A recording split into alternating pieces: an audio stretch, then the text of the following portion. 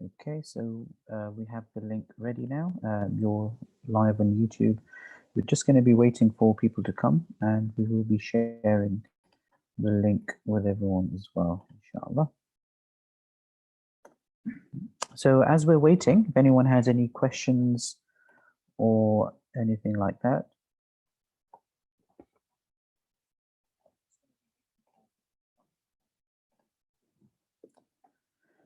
Okay.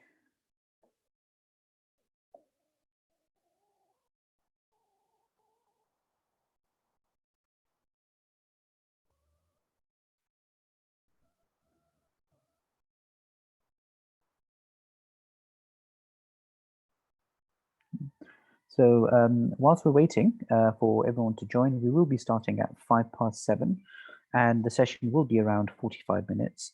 We will hopefully stop in time for Maghrib, inshallah. If you have any questions in the meantime, please do not hesitate to put them up in the chat, and we will see if we get time to start responding to them. Okay, and now we're also live on Zoom.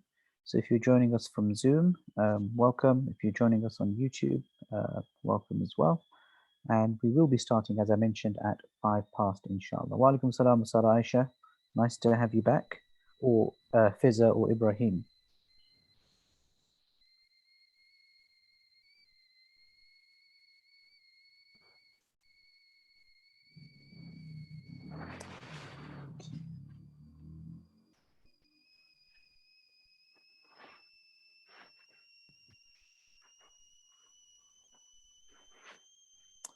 Okay, let's have a look at the chat.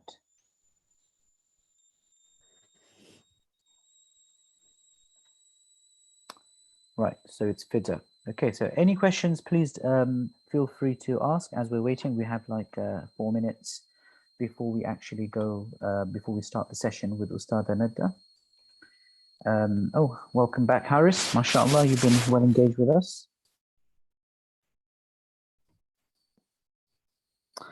Alhamdulillah. Assalamu alaikum, Ustadha Fawzia and Moma, and also the Race to Jannah.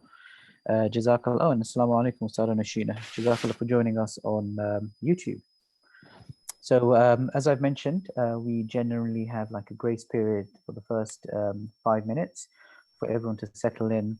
For those of us who want to take some notes, you can use this time to grab your pen and paper or your exercise books. Alhamdulillah, Moma just said I made it in time. Yes, absolutely. We still have a few minutes before we actually start the session, so well done. And if you want your relatives, your family to benefit from the lesson, do share the YouTube link with them as well. Oh, assalamu alaikum, Zainab Hussain. Nice to see you on here. And wa alaikum salam, Ustad Yahya, or Dr. Yahya, and assalamu alaikum, Ustada Laqifa. So, alhamdulillah, many of you are joining us on YouTube.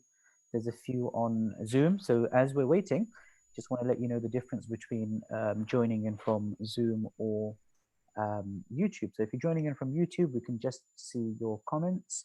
If you're joining us on Zoom, so if you're joining us on YouTube, we'll just see your comments. There won't be back and forth as much. But if you're joining us on Zoom, you can even enable your mic and your video. And so Moma is Muhammad Tahir Mahmood watching from Pakistan. Jazakallah for joining us. Ustad Yahya, thank you for grace period. Your grace. Barakallah, that's fine. So we have 2 more minutes to start our session, inshallah. In the meantime, if you have any questions, please do put them up on the chat. That's right. And we will start in 2 minutes. Yeah, sorry, Sada, you were gonna say? Ustad, do you want to mention a few of the tafsirs, maybe? Yeah, so as we're waiting for 2 minutes, so if people want to know more about the different kinds of tafsirs that are out there, so it's like how should I explain this? It's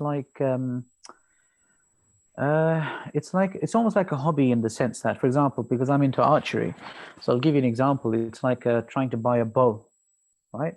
So firstly, it will depend on the style of archery that you want to do, whether it's Olympic archery or whether it is Ottoman or horseback, whatever, and then comes the different types of bows in each one. So similarly with tafsir, there's this all about what kind, how do you want to approach the Quran. But if you're looking for very basic, very basic kind of tafsir, I think it will still depend on your approach to the text, your worldview. It will also depend on your denomination. So some of you may want to read a tafsir that is written by a mufassir that you know, or that you've heard of, or is from your school of thought. And because here at Fatima Elizabeth, we have students and we have parents from all schools of thought, and we welcome that. So it would really depend a lot on that. But if you're looking for instance, a tafsir that's hadith based, as in it looks through, tafsir, it looks through our sacred text, which is the Quran, through hadith. And I think Ibn Kathir, and I'm saying Ibn Kathir because you can very easily find a translation of that. But also, it also depends on whether you're going to be studying online. So then there are so many tafsir available online. But if you're looking for book-based, so Ibn Kathir is good if it's hadith-based. There are quite a lot of tafsirs out there. But what I would recommend, okay, firstly, is to get a feel of the different tafsir out there. And to look at to start off with basics. So I'm guessing a lot of, who have joined, a lot of the attendees who have joined us today, you're not going to be so familiar with the Arabic language and how it works. And not everyone is going to be able to do that. And that's why we have tafsir in different languages, to try and explain the words of Allah subhanahu wa ta'ala. So it does come down to one's preference in that sense. But when it comes to approaching the Quran in, through English or Urdu or whichever language that you're going to approach the Quran from, you've always got to remember the limitations of that. That's the first thing. You've got to remember what are the limits. And even if one does know Arabic, okay, we've got to understand that the Quran, was sent down in the language of the Arabs of the time. So that's why you have certain mufassirun, who look back. For example, when they're searching for meanings of words and contexts, they would go back to the Arabic poetry of the time to understand the context of those verses, of those words. So again, there's different ways of approaching the Quran. So if there's one word and they're trying to understand the meaning of that one word, they would go and find that one word in potentially even pre-Islamic poetry, and then try and grasp the meaning from there. So you have people like Islahi who are doing that.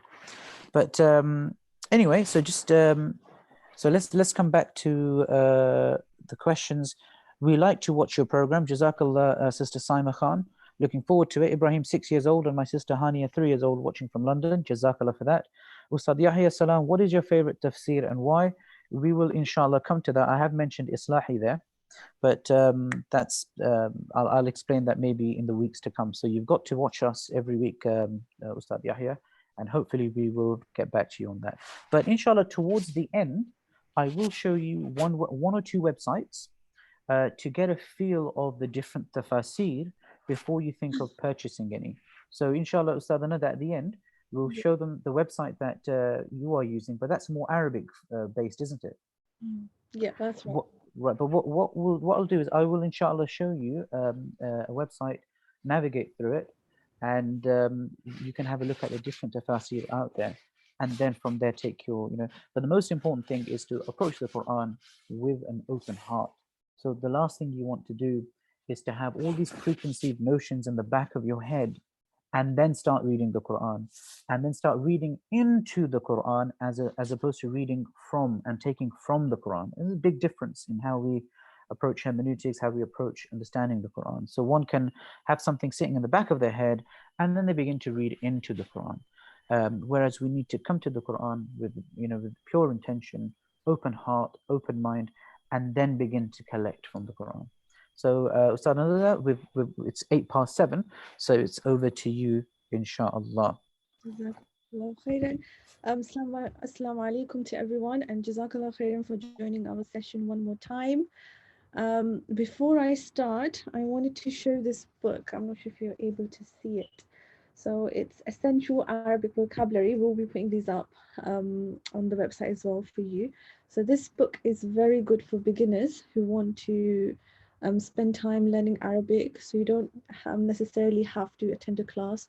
So this is just so you get some idea of how Arabic language works, in terms of the words and the difference between verbs and nouns, so you get some sort of an idea. So it's a really good book, and we'll put that up on the website too.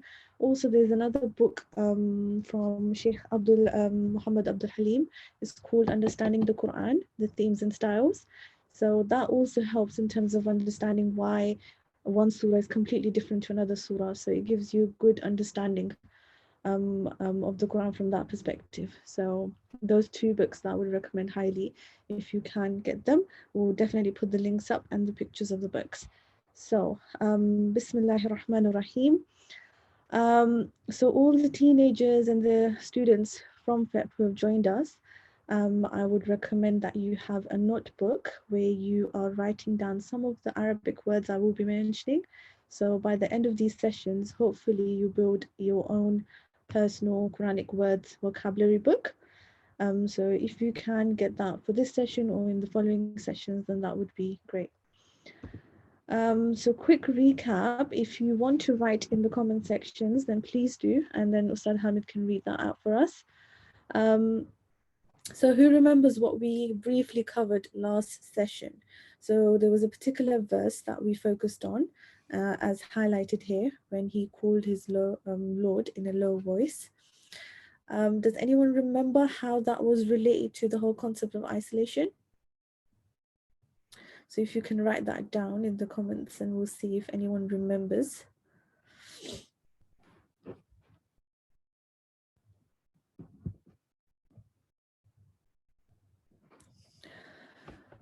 Ustad Hamid, do you remember?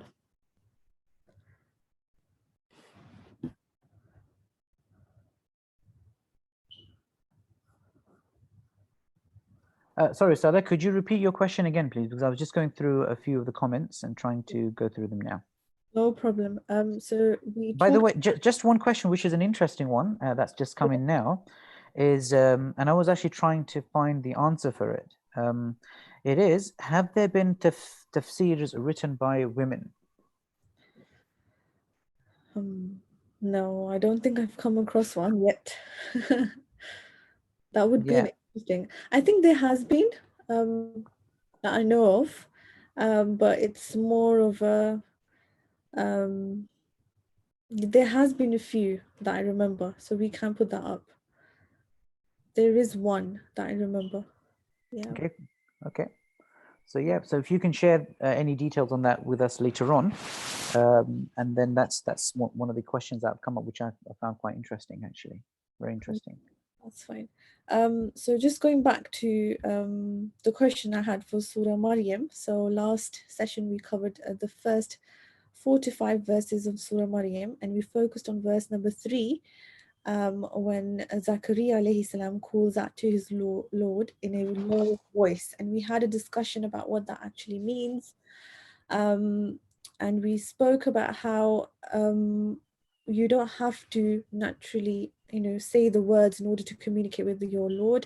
You're able to do that within your heart even without saying any words, and us being at home, we can get that opportunity more in order to be able to speak to Allah, and spend that time contemplating and remembering Allah.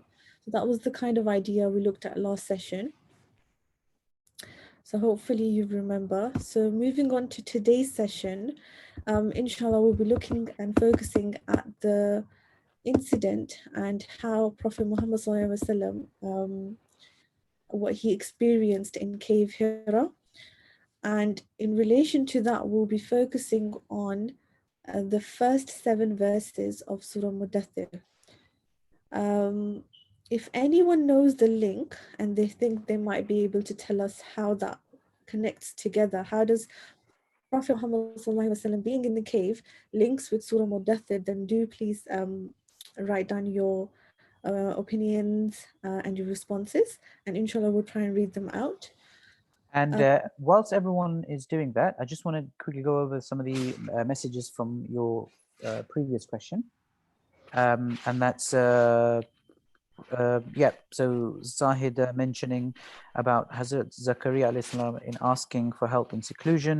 Saima has mentioned so we can learn about the isolation and come more closer to Allah, because we're learning obviously about isolation from the Quran, about how prophets went through it. So that's come on there. And just to go through some of the messages from Aisha Arshad relates to the way we speak to Allah subhanahu wa ta'ala, the verse. Yes, there has been. I'll send a link.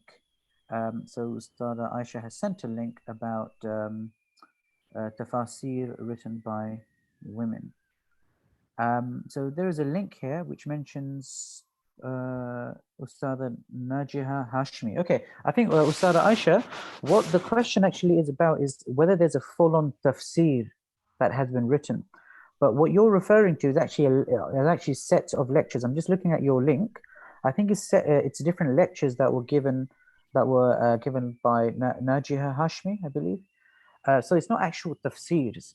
So with these lectures, there's many people who look through various tafsir, and then they teach their students. And obviously, they have their own unique approach. And when we talk about tafsir, I think it's we're talking in the context of an actual compilation or actual written text on a verse by verse. It's either like an atomistic, which we call a verse by verse interpretation of the Quran, or even it could even be like an amud based or kind of like an organic approach to the Quran. So we're not talking about lectures. We are talking about the actual tafsirs. Over to you, Ustadha Nadda, if you can carry on. yeah, that's fine. So we'll be focusing on the first 7 verses of Surah Muddathir in relation to, and we're going to be, I'm going to be talking about how that relates to the whole story of the Prophet ﷺ being in Cave Hira, and how we can learn some of the lessons from there.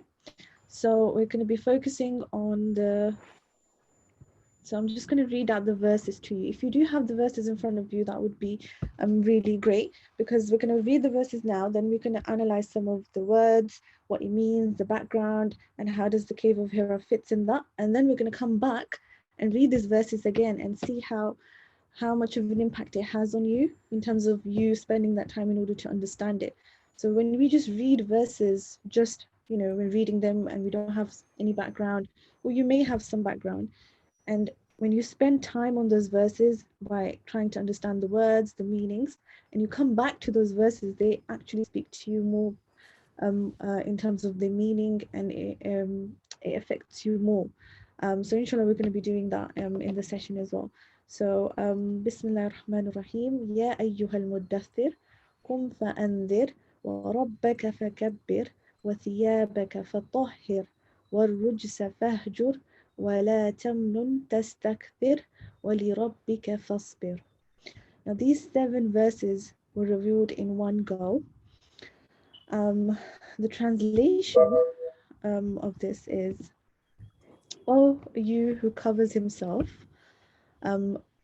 arise, stand up and warn, and pronounce the greatness of your Lord, and purify your clothes, and keep away from filth or uncleanliness, and do not do a favor to seek more, as in do not do a favor to anyone else in order to seek or benefit from them in return. So you shouldn't have that intention. And for the sake of your Lord, observe patience. Now, a question to everyone. When Allah says in the first verse, Ya ayyuhal muddathir, O you who covers himself, does anyone can tell me who Allah is referring to here? So, O you who covers himself. Can anyone mention who we are talking about? Who Allah subhanahu wa ta'ala is talking to? If you don't know the answer, you can try and do a bit of research right now. Oh, Maimuna Hussein has come up with the answer. She says, the Prophet. Yes, that's Sallallahu right. Alaihi Wasallam. Yes, it's the Prophet sallallahu alaihi wasallam. So Allah is speaking to Prophet sallallahu alaihi wasallam. Now, when we know this, it automatically gives us some information that when Allah is saying to the Prophet sallallahu alaihi wasallam, "O you who covers himself," he must have done something. So Allah is speaking to him in a place where the Prophet ﷺ is, and this verse was revealed, and we're going to look into it more. So before we actually go to understanding the background of what the verses actually mean, so we've recited the verses, now we know what they actually mean. Now we're going to go back and try to understand the context, because if we just base our understanding on the verses itself, it might not directly make a link between how this relates to Cave Hira. So in order to understand and get the full grasp of the context, you need to understand where the actual surah is revealed in, and what's the actual background. So I'm not sure if you're familiar with the whole concept of where the surah is revealed. Now, the surah is either revealed in Mecca or Medina. Now, what does it mean by revealed in Mecca or Medina? It's basically when revelation started on the Prophet ﷺ, whilst he was in Mecca, there were certain verses that were revealed there, and when he went to Medina, there were certain verses revealed there. And it also means that some verses of the surahs were not revealed in one go. So some of them were revealed in Mecca, and the surah completed in Medina. So there's been instances like that as well. Now, obviously, because Surah Muddathir was revealed very early on, and I think it's around the second revelation that happened. Now, the first revelation that happened, I'm sure people are aware of. So if you do want to write that down, it would be great to see who knows. The first revelation was Surah Alaq, and that was revealed in Cave Hira. So how does Surah Muddathir relate into that? So we're going to read two a hadith that I've picked, and then I'm going to explain to you how does the concept of the Prophet ﷺ going to the cave, and how does Surah Muddathir come into that. So the first hadith is being narrated by Aisha radiallahu anha, and she said that the commencement of the divine revelation to Allah's messenger was in the form of good dreams, which came true. So it all began with him receiving dreams, and they used to come true. That's how it actually started. So he didn't suddenly started to get revelation like the bright daylight. Then the love of seclusion was bestowed upon him. So it was put in his heart that he would take time out and go to the cave and spend his time there. He used to go for seclusion to the cave of Hira, where he used to worship Allah continuously for many days.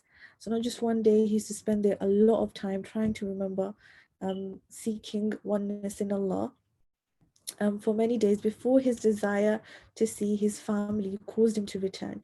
He used to take with him food for this day and then come back to Khadija to his food again, until the truth descended upon him while he was in the cave of Hira. The angel Jibreel alayhi salam came to him and asked him to read. The Prophet ﷺ responded, I do not know how to read. So that's when Surah Alaq was revealed. So that was the first time he encountered with Jibreel alayhi salam in cave Hira, when he used to spend a lot of time. And that was because of the chaos and what was going on in Mecca at that time. Lots of people were worshipping the idols, and he wanted to get away from all of that and go to the cave, spend his time there, and try to reflect and remember Allah subhanahu wa ta'ala. So that's where Surah Alaq was revealed. Then there was a pause in his revelation where he didn't receive any revelation. And again, he was going back to the cave Hira, he would visit there. And then one time when he was coming down, he saw Jibreel alayhi salam. And that's when the second hadith comes into, where Jabir radiallahu anhu narrated that the Messenger of Allah, bless him, give him peace, said to them, so this is the Prophet telling them that I stayed in Hira for a month. When my stay came to an end, I came down. As I was in the middle of the valley, I was cooled. I looked up. I looked in front and behind me, to my right and my left, and could not see anyone.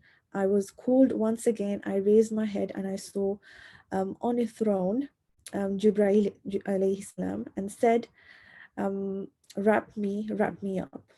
So this is basically Prophet ﷺ coming down from the cave Hira. This is after a month or many other days, according to different opinions. And he didn't have any revelation after Surah Alaq.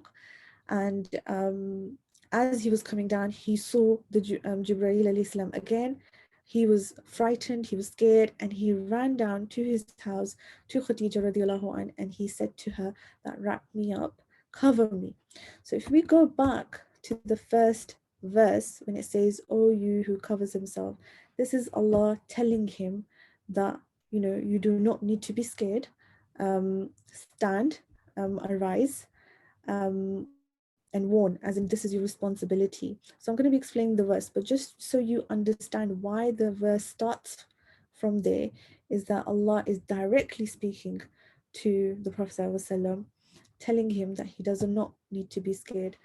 So this is where he is uh,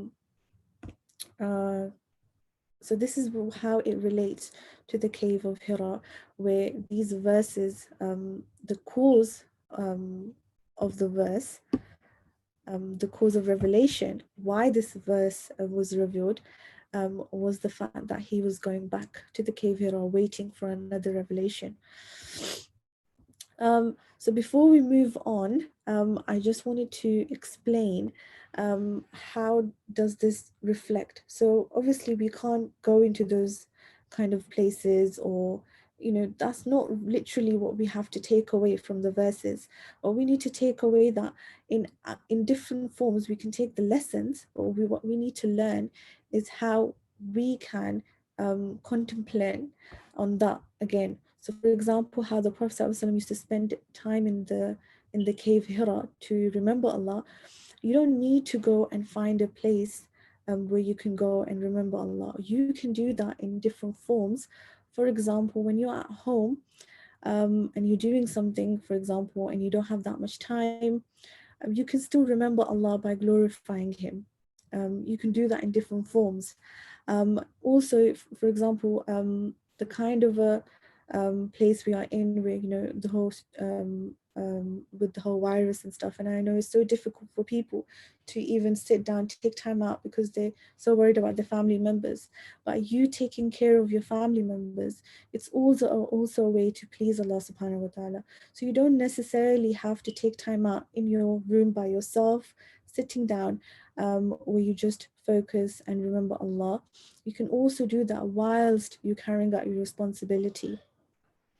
So what I wanted to highlight by telling you the background of the surah was the importance of knowing the context of the actual verses. So you understand some verses which are revealed in Medina are very different to the verses which are revealed in Mecca. Mecca, because the Prophet ﷺ stayed there at the beginning when the actual prophethood came. So they were mainly verses about belief, your faith, about Day of Judgment, because the Arabs at that time used to find those concepts very difficult to understand. So you'll understand why these verses are very faith-based, simple commands related to your the way you are, about your heart, purifying yourself. And if you carry on with this surah, it goes on and talks about Day of Judgment as well. If it was a Madini surah, if it was revealed in Medina, then it would have been more legal rulings to do with Islamic State, so and so. So that really helps you to understand what kind of a surah it is. Hence, it's important for you to understand if this surah was revealed in Mecca or Medina.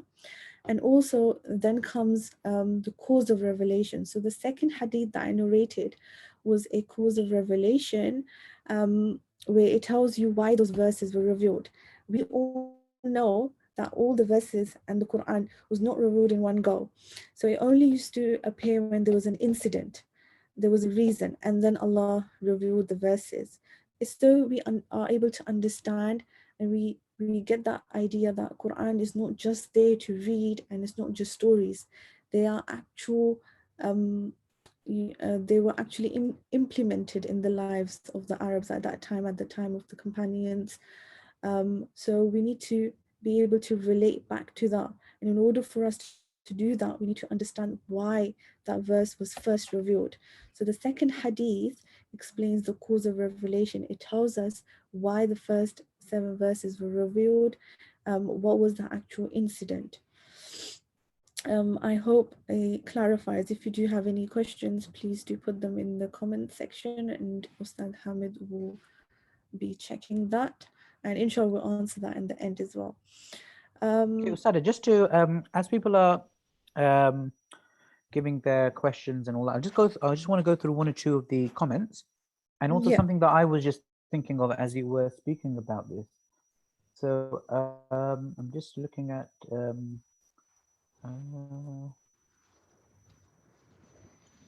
sorry about that, Ustadha. no Okay, so some of the questions, some of the points were Yahya Nurgat is saying, is there any information on why Prophet Sallallahu Alaihi Wasallam chose Hira specifically?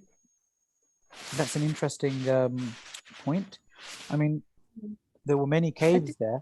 Yeah, sorry, Sada, you were yeah, going to say? Sorry. what I've heard is that I think it had the best view of the Kaaba, and because the Prophet ﷺ had a great attachment to the Kaaba, he wanted to choose a cave where he could see the Kaaba from as well. So what I've heard is that because the cave Hira had a great view to the Kaaba, and maybe that was one of the reasons that the Prophet ﷺ may have chosen. Okay. But we can look into that. Yeah. Yes, that is an interesting view. But there are many other caves which are potentially even closer and nearer to the Kaaba where you can have a good view as well. And also, another interesting anecdote is if you do happen to visit, Makkah al-Mukarramah and do climb up to Cave of Hira, now that clock tower comes in between one's sight and the Kaaba as well. But anyway, just to move on, that's a good question. We will come back to that and we'll research that. Ustad Yahya is also mentioning that for younger viewers, can recommend Nasheed by Zain Bika, Zammiluni. So maybe we can potentially have a link to that at the end. So Ustad Yahya, as you're there, if you can send us the link, as you are quite ahead of the game when it comes to nasheeds, maybe inshallah, if you would like to sing a nasheed for us, you're more than welcome to join us on Zoom as well. But if not, just send us a link for what you are referring to, inshallah. Just one point, Ustad, I wanted to add. I have read most of the comments that were out there. Going back to the cave of Hira and Prophet Sallallahu Alaihi Wasallam putting himself into isolation and distancing himself from that society at the time because of what you said were the corrupt parts of society.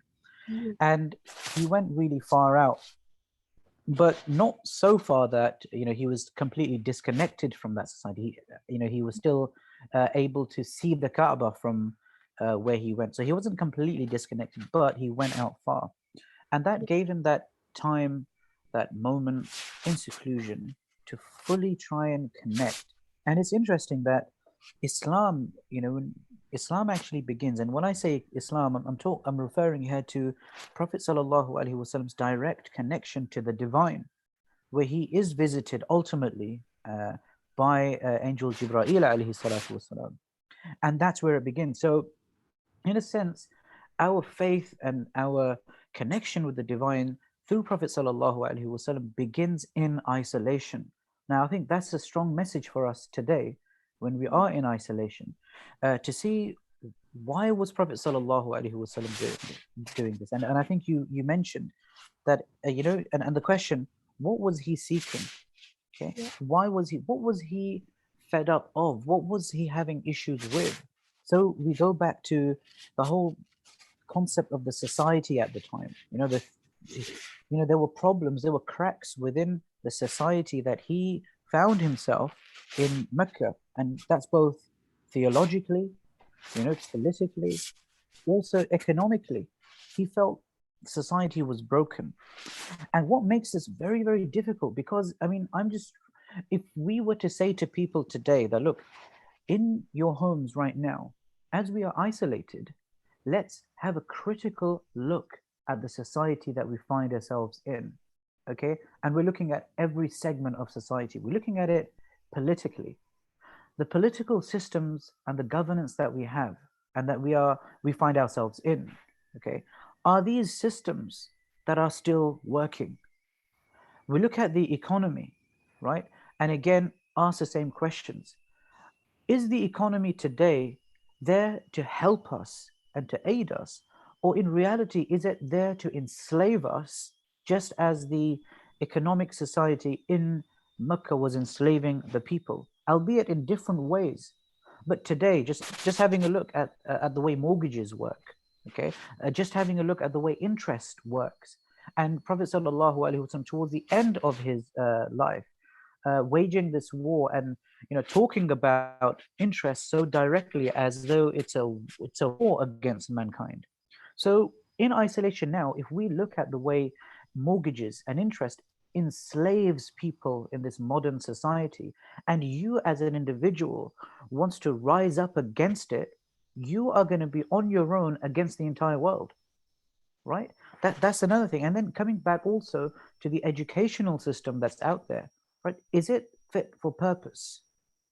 Asking these questions, being critical of the society. This is what Prophet sallallahu alaihi wasallam was doing, and then coming down. Imagine him being asked to challenge society from top down, bottom up, in every way possible, right? And then he runs down, having all that burden on his head, in his mind, in his heart, that actually there are cracks, there are problems, and you need to solve these problems. And that is putting ourselves in that. Imagine you speaking up against the economy, the politics, the systems that are out there. People will call you a lunatic. People will call you all types of names, right? Yeah. And that's what Prophet sallallahu alaihi wasallam is facing when he's running down the mountain and going to Khadija radiallahu anha, that he has all of that burden, one man, all by himself. And that's where we find those next surahs, Ya ayyuhal muzammil, and then later, Ya ayyuhal muddathir, that this task is not an easy task. And it's very important to understand that when we do face society and the problems that are out there, even in Mecca, many of the people did see the problems in society, but no one could raise their voice because of the power structures that were there in place. And then Prophet sallallahu alaihi wasallam, he is now finding himself all by himself, and that's what's setting the stage for Ya ayyuhal muddathir, qum fa'anzir. That no, it's not time to now. You've had your isolation, you've had your time to think, you've done your thinking, you've done your connection. Now is the time to act and change the world for the better.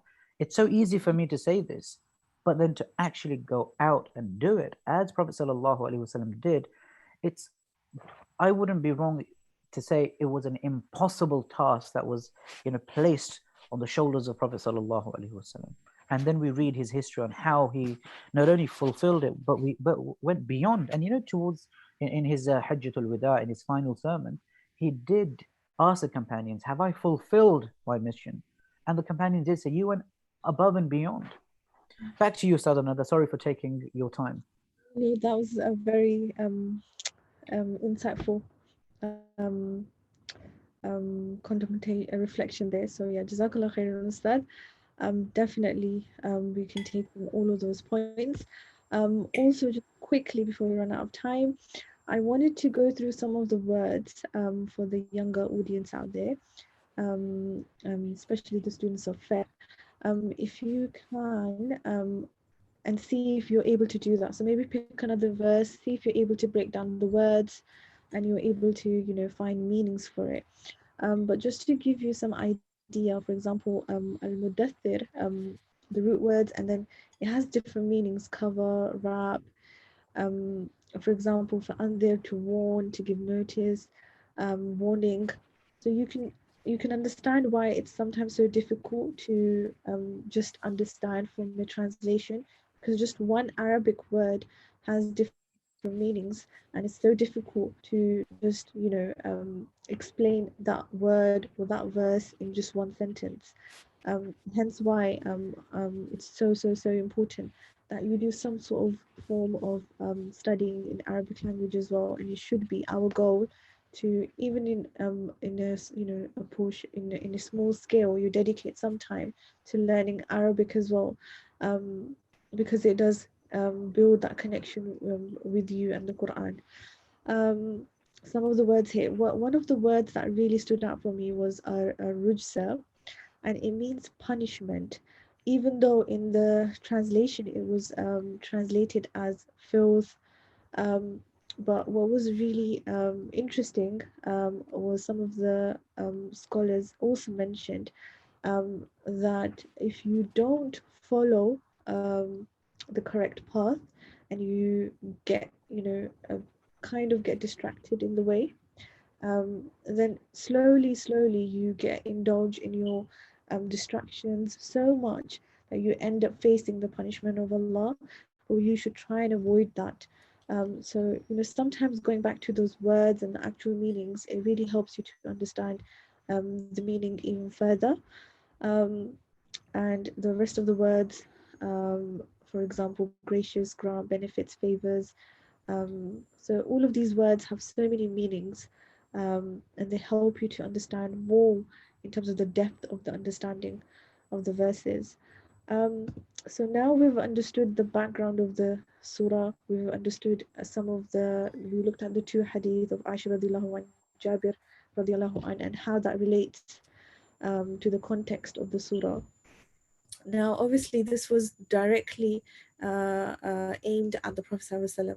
So now that it's been so many years and we open up Surah Mudathir, how does this now help us?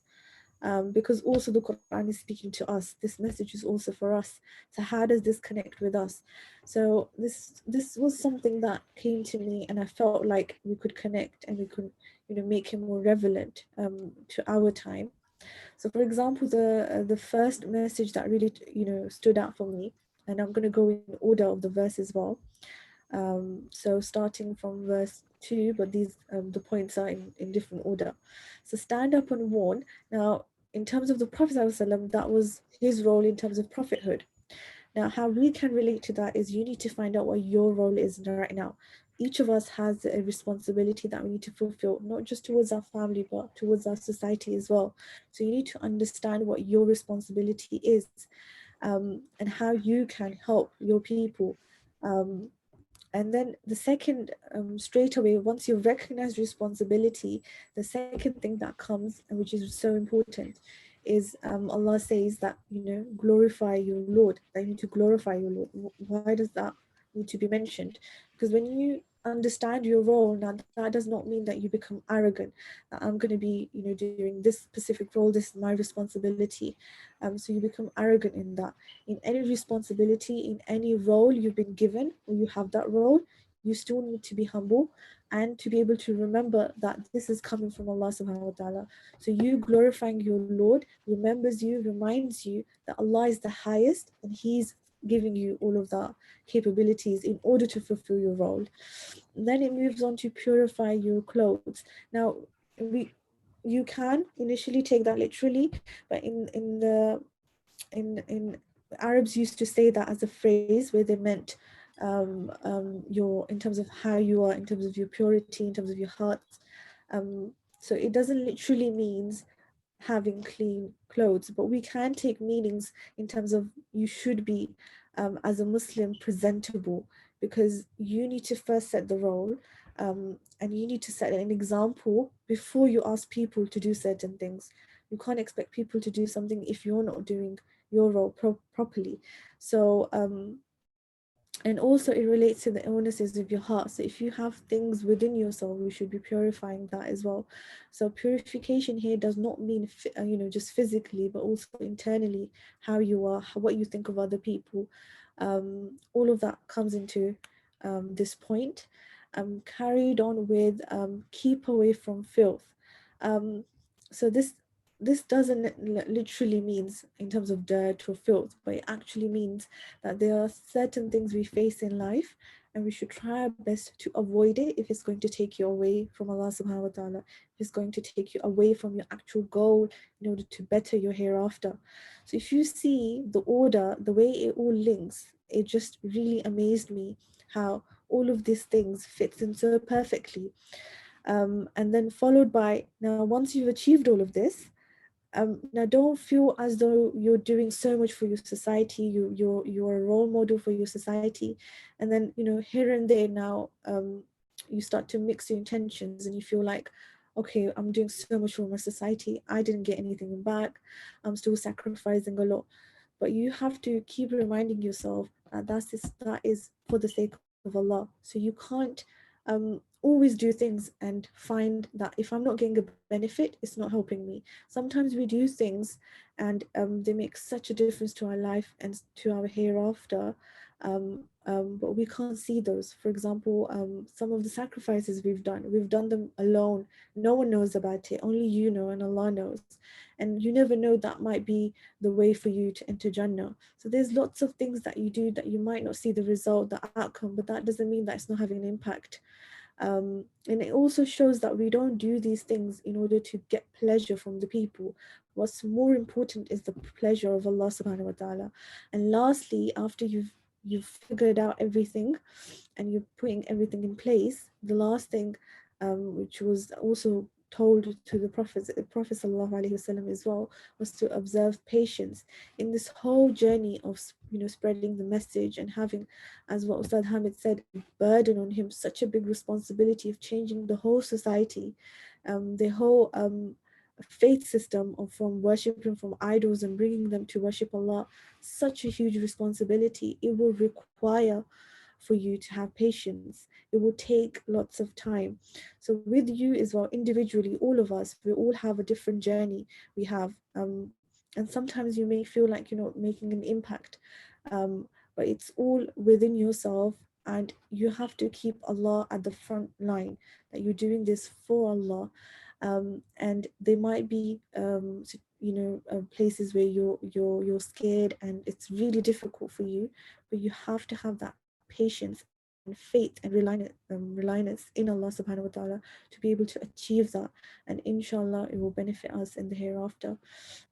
So that's the main messages and lessons I wanted to take from this surah, and I feel like it really makes you think that something as going to the cave, which we can't do, but what we can do is, for example, keeping away from the phone.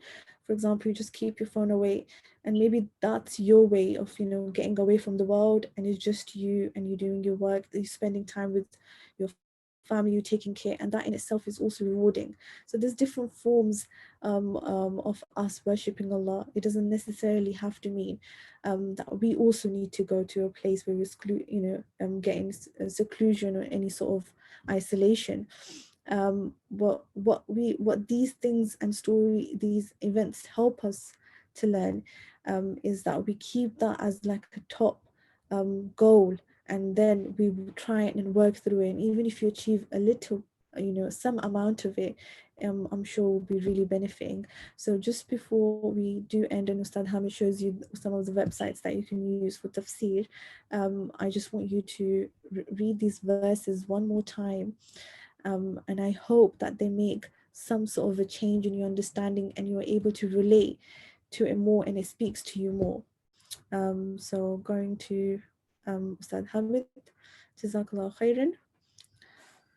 Barakallah. Assalamu alaikum wa rahmatullah. What I will do, Ustad, if you can unshare your screen, then I will just go on the website and just share that with everyone as well. And by the way, Jazakallah, Ustadha Nadda, for taking out your time and explaining these verses for us, and especially for our students and our parents. I've just got a quick message here on YouTube, just looking at that. Assalamu alaikum. That's Lenovo 007 from Mauritius. Wa alaikum salam. And then Zahida is saying, Jazakallah for this, Ustadha Nadda. This has been a great reminder also in terms of how we see ourselves as part of a society, and the expectations we should have should be from Allah. Absolutely. Quickly have a look at Zoom.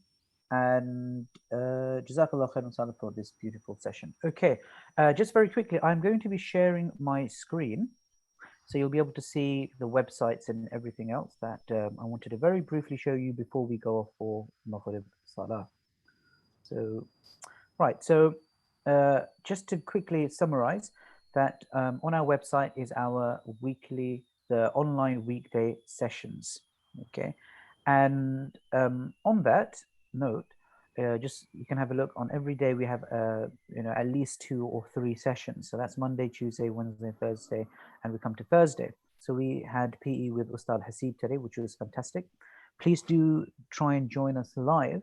That way there is more interaction, and that way we can get a good feel of what our attendees need, what is required from these sessions.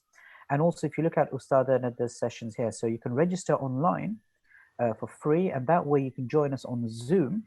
And if you want to talk directly to us via your camera, your video camera, or even just the audio, you can do that. Otherwise, you can continue joining us on YouTube. Ustada's previous session recordings are here. All the resources that Ustada is sharing, they are, if you click this button, you will find the PowerPoints there as well. So if you want to go back to it, read it again, or look at Ustada's bibliography or reading list, you'll find that as part of the PowerPoint. Previous session recording, so I'm just going to show you, as I click on that, it will open up this page. So can you see session 1, which was last week, session 2, which is right now, it's already uploaded. So you can see that session live as I'm speaking, or rewind it as I'm speaking as well, or just pull it back, whatever you want to call it. That's that. In regards to the Tafsir website I wanted to mention, I'll take you to that now. So let me just take you to the actual page. Okay, it's called altafsir.com. So do look at the spelling over here. Can you see the spelling?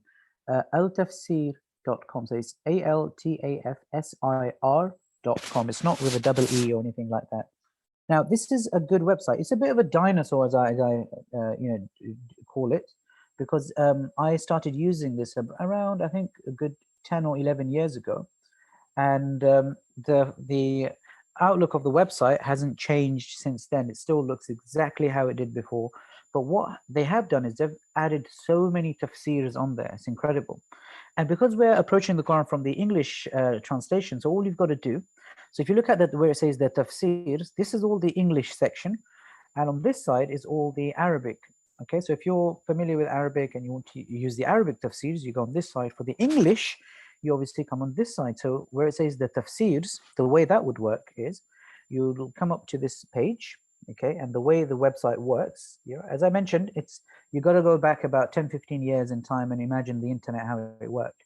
So for instance, today we started the Surah Muzammil, right? Sorry, Surah Muddathir, which is number 74, I believe, right? So if you want to learn more about that, you put Surah Muddathir, verse number 1. So it goes verse by verse, okay? And then there are many English tafsirs you can look at. So Tafsir ibn Abbas is there, Al-Wahidi, Tustari, Kashani, Kushairi, and Jalalain. Jalalain is a good tafsir. It's straight to the point. And it's also a tafsir that most of these scholars have to study with their teachers in Darul Ulum, so in a seminary, in a madrasa. So let's have a look. Okay, so as it opens up, it'll take you verse by verse. So Ya ayyuhal muddathir, it'll explain, oh you enveloped in your mantle, the Prophet, sallallahu alaihi wasallam. Al-Muddathir is actually, it's very interesting tafsir. It's almost like the author is speaking to you directly. Okay, so that's the kind of haphazard structure there. Then you go to verse number 2, okay, and you press display. You've got to do that. Nowadays, the website, as soon as you press the verse, it will come up, right? You won't get that with this website. And then it goes to number 2, 3, 4. You can look at all these tafsirs there. That's one thing. The other thing you can do is go to translations, okay? And again, you've got all these translations there. And under each language, you'll have multiple translations. So let's look at English, okay? There's my cursor. You'll open up English, and then again, I'm just going to make the screen larger. We'll go back to Surah Al-Muddathir, which is number 74 again. Okay, we'll click on that. And then it'll have the full-on translation. Now, where it says Marmaduke Pickthall, there's all these different translations. So imagine you've got all these translations at your disposal. You have Marmaduke Pickthall, you've got Yusuf Ali, Arthur J. Arbery, Muhammad Asad, very interesting individual. Although his tafsir at times is classified as unorthodox, for mainstream, nonetheless, very, very interesting. Just to also let you know, Muhammad Asad He was born as Leopold Wies in Austria, as far as I can remember. He was born in the Jewish faith. So he was born Jewish, okay, and then he went on this really big journey, and by journey, both a physical journey and a spiritual journey, where ultimately he accepted Islam, and then he went to India. He joined the movement of Pakistan, and he joined people like Iqbal, and he was the very first foreign minister sent. He was the first minister sent to America on behalf of Pakistan as well. So do have a look at his tafsir as well. You've got Martin Lings. You also have Mufti Muhammad Taqi Uthmani, who's one of the greatest scholars still alive, mashallah. So he, again, a very basic translation of the Quran. There are many more depending on which ones you prefer. Okay, so that's all there. Any questions? I think it's time to wrap up because it is Maghrib time now, fully in. So is there anything else, Ustadha Nadda, that you would like to wrap up on? That's the Tafsir website I wanted to mention. I think it's possibly the most detailed or most content-heavy website out there for you to indulge yourselves in. Okay. Any other questions, Ustadha? Anything you'd like to add? You're on mute, Ustadha. So,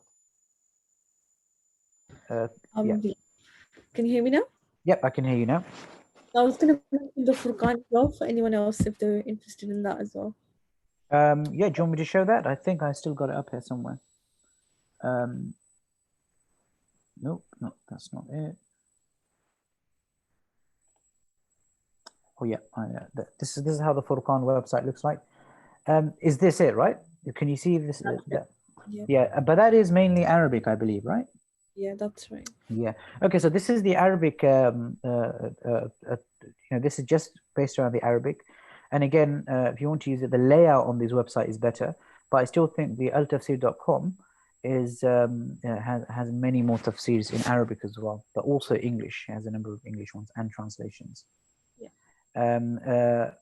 Also, coming back to translations, the translation that I prefer, which I think is quite good and basic, is Muhammad Abdul Halim. Okay, his translation I prefer because it's very simple. It's more friendly in terms of understanding. But obviously, again, it's not a tafsir; it's just a translation. For your tafsir, your understanding of those verses in more depth to find out the background knowledge, the context. For that, we will have to, you'll have to still go towards tafsir. But still, Muhammad Abdul Halim's translation is, for me, it's proven to be the best right now. And Professor Abdul Halim is also a professor at SOAS University as well, just if you want to check him up. And do look for his Quran. It's quite cheap. It's available online as well. Let's have a look.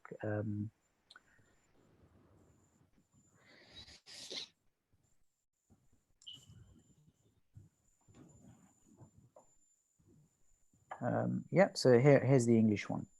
You can also now buy it with English and you can buy it with English and the Arabic, but this is how it looks in the English translation.